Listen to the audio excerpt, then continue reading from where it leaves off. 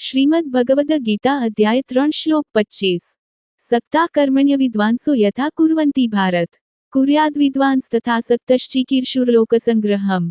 જેવી રીતે અજ્ઞાની મનુષ્યો ફળ પ્રતિ આસક્તિ રાખીને તેમના કર્તવ્યોનું પાલન કરે છે, તેવી રીતે હે ભરતવંશી વિદ્વાનજનોએ સામાન્ય લોકોને સાચા માર્ગે દોરવા માટે અનાસક્ત રહીને કર્મો કરવા જોઈએ। અગાઉ શ્રીકૃષ્ણે લોક સંગ્રહમ એવાપી સંપશ્યન અર્થાત જનસમુદાયના કલ્યાણના દૃષ્ટિકોણથી શબ્દોથી અભિવ્યક્તિ કરી હતી। આ શ્લોકમાં લોક સંગ્રહમ ચિકીર્ષુ અર્થાત વિશ્વ કલ્યાણની ઈચ્છા એમ અભિવ્યક્તિ કરી છે।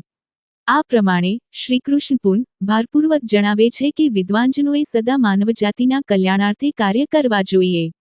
આ શ્લોકમાં સક્તાહ વિદ્વાંસઃ જેવા શબ્દોની અભિવ્યક્તિનો પ્રયોગ એવા લોકો માટે કરવામાં આવ્યો છે કે જેઓ હજી દૈહિક ચેતનામાં સ્થિત છે અને પરિણામે સાંસારિક સુખો પ્રત્યે આસક્ત છે, પરંતુ તેઓને શાસ્ત્ર સંમત વૈદિક કર્મકાંડમાં પૂર્ણ શ્રદ્ધા છે। આવા લોકોને અજ્ઞાની કહેવામાં આવે છે, કારણ કે તેમની પાસે શાસ્ત્રોનું પુસ્તકીયું જ્ઞાન હોવા છતાં તેઓ ભગવદ પ્રાપ્તિના પરમ લક્ષ્યને મનથી ગ્રહણ કરી શકતા નથી।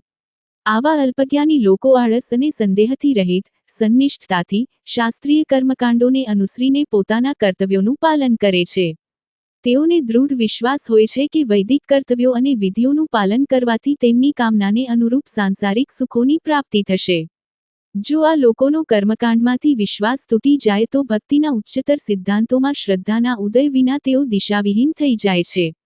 શ્રીમદ્ ભાગવતમ કહે છે, તાવત કર્માણી કુર્વીત ન નિર્વિધેત્યાવતા મત્કથાશ્રવણાદુ વા શ્રદ્ધા યાવન જાયતે। મનુષ્ય ત્યાં સુધી કર્મનું પાલન કરવાનું નિરંતર ચાલુ રાખવું જોઈએ જ્યાં સુધી ઇન્દ્રિય વિષયોમાંથી વિરક્તિ અને ભગવાન પ્રત્યે અનુરક્તિનો વિકાસ ન થાય।